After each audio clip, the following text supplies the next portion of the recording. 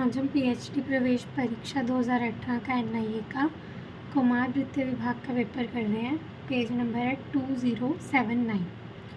First question है, चरक मत अनुसार निम्न दोष से दूषित स्तन्य लवण रसयुक्त हो जाता है। वात, पित्त, कफ या त्रिदोषज। तो कफ। काश्यप ने सामान्यतः मात्रा बस्ती की उत्तम मात्रा निर्दिष्ट की है, 2 पल, 1 प्रकुंज, 3 प्रकुंज या फिर आधा प्रकुंज। तो कितनी? 2 पल। ब्रुडजिनस्की साइन से निम्न रोग का निदान किया जाता है, मस्तिष्क ज्वर, जल शीर्ष, रेबीज या फिर मस्तिष्क घात। तो किसके द्वारा किया जाता है? मस्तिष्क ज्वर। काश्यप संहिता में निम्न धूप को सर्वभूत रुजापहा कहा गया है, स्वस्तिक, गण, दशांग या फिर शींशुक। तो किसको? गण धूप को। जीवित टीके प्रयुक्त किए जाते हैं मुख मार्ग से, अंतः मांसपेशी से, अधः त्वचा से या फिर अंतः त्वचीय से। कहाँ से किए जाते हैं? अधः त्वचा से। निम्न समय अवधि में काश्यप ने शिशु के लिए क्रमशः फल प्राशन और उपयुक्त प्रारंभ करने का निर्देश किया है। तो किसमें किया है? केवल 6ठे मास में। निम्न में से किस व्याधि में काश्यप ने कोल के क्वाथ तथा कल को मधुयष्टि के साथ मुख पर लेप करने का निर्देश दिया? मुख रोग, युवान पीड़िका, नेत्र रोग या फिर दंत रोग। तो किसको दिया है? नेत्र रोगों में। चरक ने जन्म के पश्चात शिशु को स्तन्यपान प्रारंभ करने का निर्देश दिया है, प्रथम दिन, द्वितीय दिन, तृतीय दिन या फिर चतुर्थ दिन के दूसरे प्रहर में। तो कब दिया है? प्रथम दिन। काश्यप ने पांचभौतिक तेल के नस्य का निम्न की चिकित्सा में निर्देश किया, शिरोरोग, अक्षिरोग, बाधिर्य या फिर उपयुक्त सभी। तो किसमें किया है? सभी में, शिरोरोग, अक्षिरोग और बाधिर्य में। रिवाइज करते हैं।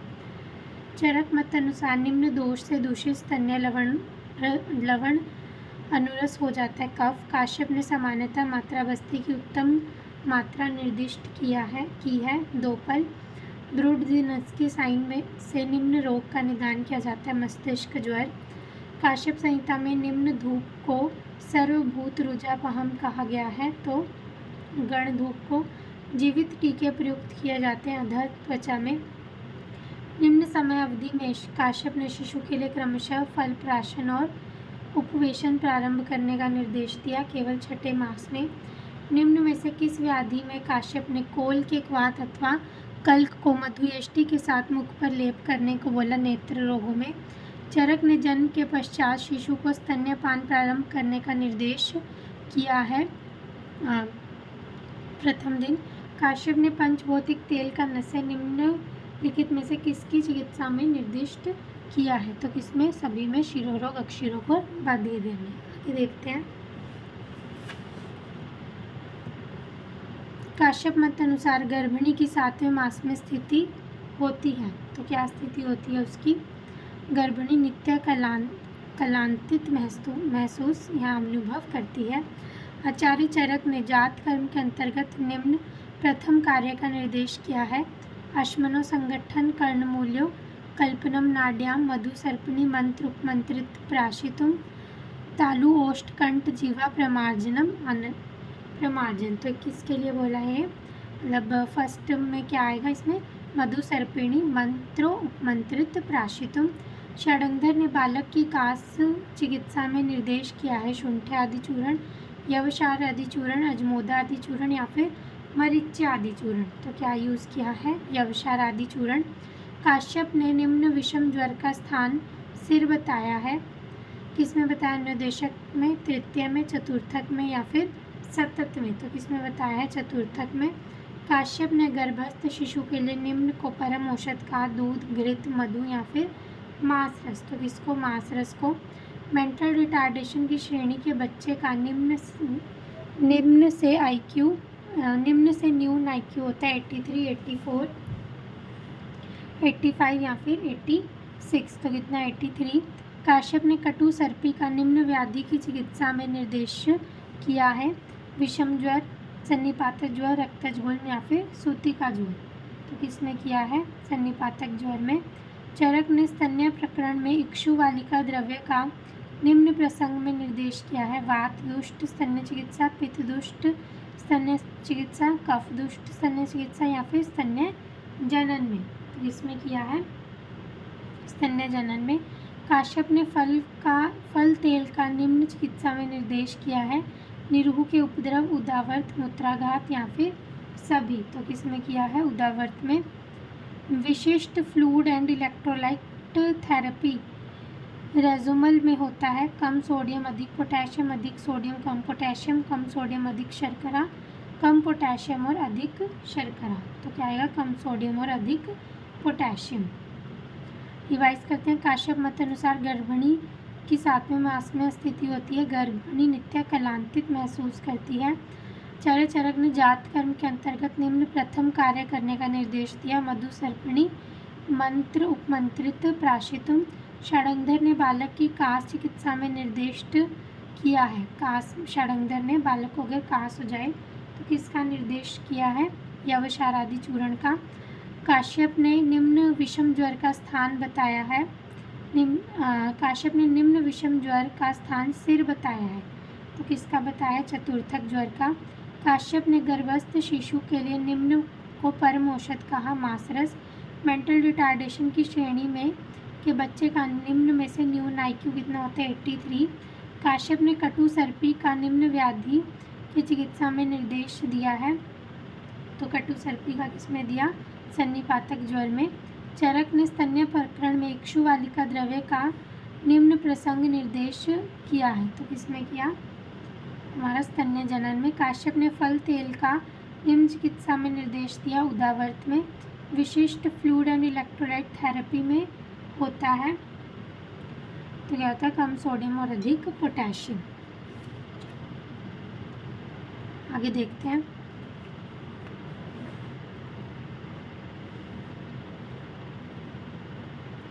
काश्यप मत अनुसार वात गुल्म के पथ्य में गुड़ सहित अभ्य का अनुपान है, शीर, घृत, मधु या फिर तेल। तो क्या है अनुपान? शीर। पैराशूट रिफ्लेक्स निम्न समय अवधि तक रहता है, 1 वर्ष तक, 2, 3 या फिर प्रयुक्त में से कोई नहीं। तो कब तक रहता है? किसी में नहीं। काश्यप अनुसार महायूष को निम्न के साथ देने पर जीर्ण अतिसार का शमन होता है, मांस, निरीहू एवं तिलकल्क, षष्ठी एवं शाली, बिल्व एवं कुटज, मुदग एवं लहसुन। तो किसके साथ? मांस, निरीहू और तिलकल्क। न गर्भिणी नाम न च बालका नाम हारित ने निम्न के सेवन का निषेध किया है, भल्लातक, रसोन, गुगलू या फिर शार। तो इसमें रसोन का। निम्न द्रव्य काश्योक्त कटुक बिंदु अवलेह का घटक नहीं है, कौन सा नहीं है? वत्सनाभ, भल्लातक, दंतियाँ, लोहचूर्ण। तो वत्सनाभ नहीं है। हारित मत अनुसार पंचशीर दोषों में निम्न सम्मिलित नहीं है, मृदुशीर, क्षारशीर, अम्लशीर या फिर अल्पशीर। तो क्या नहीं है? मृदुशीर। निम्न द्वारा परट्यूसिस का निदान किया जाता है, तो वूप, ल्यूकोसाइटोसिस और लो ESR। हारित ने गर्भ में 6ठे मास में होना बताया, अग्नि का संयोग, प्रस्फुरण, चेष्टा या फिर जीव की स्थिति। तो क्या बताया? प्रस्फुरण। काश्यप ने चतुर्भद्र कल्प का निम्न प्रसंग में निर्देश दिया, ग्रह, बस्ती, लेहन या फिर विषम ज्वर। तो किसमें दिया है? बस्ती में। मस्तकांते ललाटे च हृदय शलाकायाम हारित ने निम्न संदर्भ निर्दिष्ट किया है, शिलाशूल चिकित्सा में, तिमिर में, अपस्मार में या फिर नेत्र रोग में। तो किसमें किया है? अपस्मार चिकित्सा में। रिवाइज करते हैं। काश्यप मत अनुसार वातज गुल्म के पथ्य में गुड़ सहित अभ्य का अनुपान होता है, तो क्या अनुपान है? हमारा शीर। पैराशूट रिफ्लेक्स निम्न समय अवधि तक रहता है, तो प्रयुक्त में से कोई नहीं। काश्योक्त महायूष को निम्न के साथ देने पर जीर्ण अतिसार का शमन होता है, तो किसके साथ देने पर होता है? मांस, निरीहू और तिलकल्क। न गर्भिणी नाम न च बालका नाम हारित ने निम्न के सेवन का निषेध किया है, रसोन को। न गर्भिणी खाएगी न बालक खाएगा। निम्न द्रव्य काश्यपोक्त कटुक बिंदु अवलेह का घटक नहीं है, तो वत्सनाभ। हारित मत अनुसार पंचशीर दोषों में निम्न में से सम्मिलित नहीं है, तो कौन सा नहीं है? मृदुशीर। निम्न द्वारा परट्यूसिस का निदान किया जाता है, वूप, ल्यूकोसाइटोसिस, लो ESR। हारित ने गर्भ में 6ठे मास में होना बताया, प्रस्फुरण। काश्यप ने चतुर्भद्र कल्प का निम्न प्रसंग में निर्देश दिया, बस्ती में। मस्तकान्ते ललाटे च हर उल्हास शलाका हारित ने निम्न संदर्भ निर्दिष्ट किया है। किसकी चिकित्सा में किया है? तो अपस्मार की चिकित्सा में। आगे देखते हैं।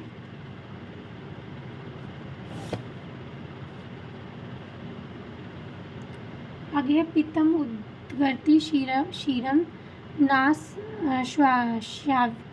श्वासी। काश्यप ने निम्न रोग का लक्षण बताया। मुख्य रोग, कंठ वेदना, ग्रह रोग या फिर कर्ण वेदना। किसके लिए बताया? मुख्य रोग के लिए। काश्यप मत अनुसार अरी कीलक की चिकित्सा नहीं है। दहन, प्रतिसारण, क्षारसूत्र या फिर पाचन। तो कौन सी नहीं है? पाचन। काश्यप ने शिशु को वातिक, उदर, जतुर्गत रोग में निम्न नस्य देने का निर्देश किया है। स्नेहिक, विरेचनिक, रूक्ष या फिर कोई नहीं। तो कौन सा देने को बोला है? स्नेहिक। भेषज रत्नावली के अनुसार निम्न रोग की चिकित्सा में तिल तंडुल नाड़ी मूल के लेप का प्रयोग किया जाता है। ब्राह्मण यष्टि, अनामक, अहिन्यका या फिर परचाय अनुपल्लव। तो किसका किया है इन्होंने? ब्राह्मण यष्टि। निम्न में से एक वाक्य सही नहीं है। कौन सा नहीं है? सेकंड और फोर्थ। इन्फ्लुएंजा और मम्प्स मृत विषाणु वैक्सीन और बीसीजी और पर्ट्यूसिस जीवित जीवाणु वैक्सीन है। बीसीजी वैक्सीन की नवजात को दी जाने वाली मात्रा कितनी है? तो मात्रा इसकी कितनी है हमारी? 0.05 ml। क्रेनियोटेप्स निम्न में से उपस्थित होता है। मेरेस्मस में, रिकेट्स में, अप्रगल्भता में या फिर उपयुक्त सभी में। क्या आएगा इसमें? उपयुक्त सभी में। षडांगधर ने बालकों के लिए अंजन का प्रयोग बताया है। जन्मकाल से 6 मास की आयु के पश्चात, 1 वर्ष की आयु के पश्चात या फिर 2 वर्ष की आयु के पश्चात। तो कब बताया है इन्होंने? जन्म काल से बताया है। नवजात को गुड़े वानिका नीर का सेवन कराने का निर्देश दिया है वाग्भट ने, षडांगधर ने, डल्हन ने या फिर चक्रपाणि ने। तो किसने दिया है? षडांगधर ने। काश्यप ने राज्यक्षमा की चिकित्सा में निम्न का निर्देश दिया। नाराचक चूर्ण, गुड़हरित की, पिपली वर्धमान योग या फिर सर्वगंध आदि योग। तो किसका दिया इन्होंने? पिपली वर्धमान योग का। काश्यप के अनुसार शिशु को निम्न नक्षत्र में अन्नप्राशन कराना चाहिए। पुष्य, मृगशिरा, अश्विनी या फिर प्रजापत्य। तो किसमें कराना चाहिए? प्रजापत्य नक्षत्र में। रिवाइज करते हैं। पीतम उद्गर्ति शीरम नासा श्वासी। काश्यप ने निम्न रोग का लक्षण बताया है। तो किसका बताया है? हमारा मुख्य रोग का। काश्यप अनुसार अरी कीलक की चिकित्सा नहीं है। पाचन। काश्यप ने शिशु को वातिक, उदर, जतुर्गत रोगों में निम्न नस्य देने का निर्देश किया है। तो कौन सा नस्य देने का किया इन्होंने? स्नेहिक। भेषज रत्नावली के अनुसार निम्न रोगों की चिकित्सा में तिल तंडुल्य के लेप का प्रयोग किया गया है। तो किसमें किया गया है? ब्राह्मण यष्टि में। निम्न में से कौन सा वाक्य सही नहीं है? इन्फ्लुएंजा और मम्प्स मृत विषाणु वैक्सीन है और बीसीजी और पर्ट्यूसिस जीवित जीवाणु वैक्सीन है। बीसीजी वैक्सीन की नवजात को दी जाने वाली मात्रा है 0.05 ml। क्रेनियोटेप्स निम्न में से उपस्थित होता है। किसमें उपस्थित होता है? सभी में। मेरेस्मस, रिकेट्स और अप्रगल्भता में। षडांगधर ने बालकों के लिए अंजन का प्रयोग बताया है। जन्म काल से नवजात को गुड़े वानिका नीर का सेवन कराने का निर्देश दिया षडांगधर ने। काश्यप ने राज्यक्षमा की चिकित्सा में निम्न का निर्देश किया है। तो किसका किया है? पिपली वर्धमान योग का। काश्यप के अनुसार शिशु को निम्न नक्षत्र में अन्नप्राशन कराना चाहिए। तो किसमें कराना चाहिए? प्रजापत्य नक्षत्र में। आगे देखते हैं।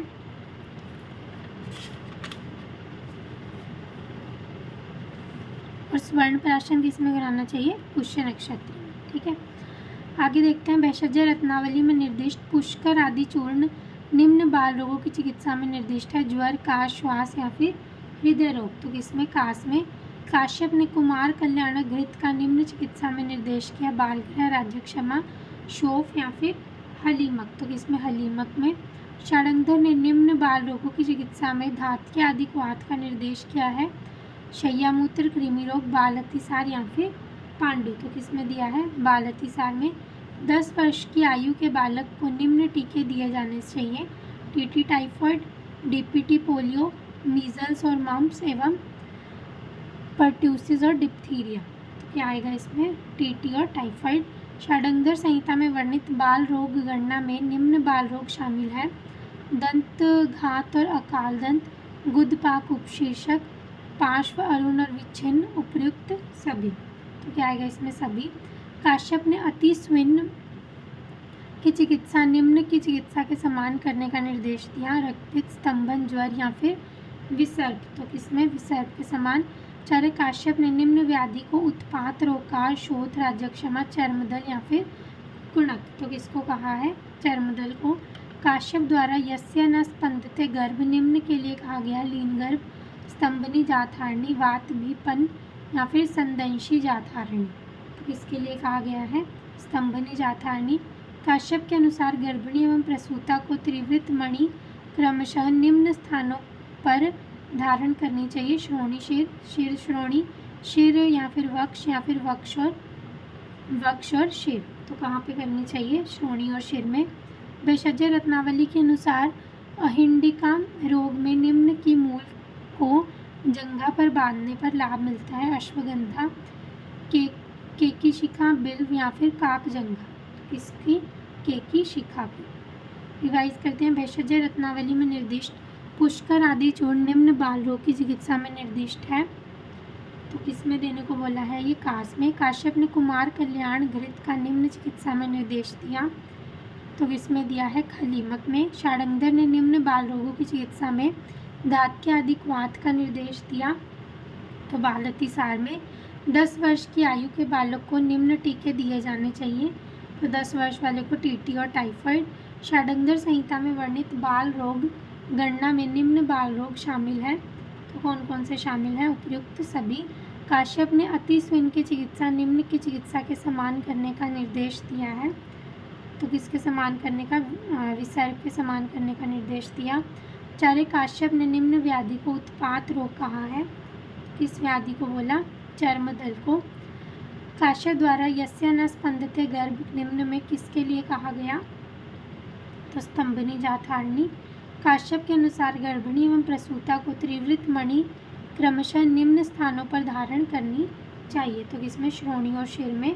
भेषज रत्नावली के अनुसार अहिंडिका रोग में निम्न की मूल को जंघा पर बांधने पर लाभ मिलता है। तो केकी शिखा। ठीक है, थैंक यू।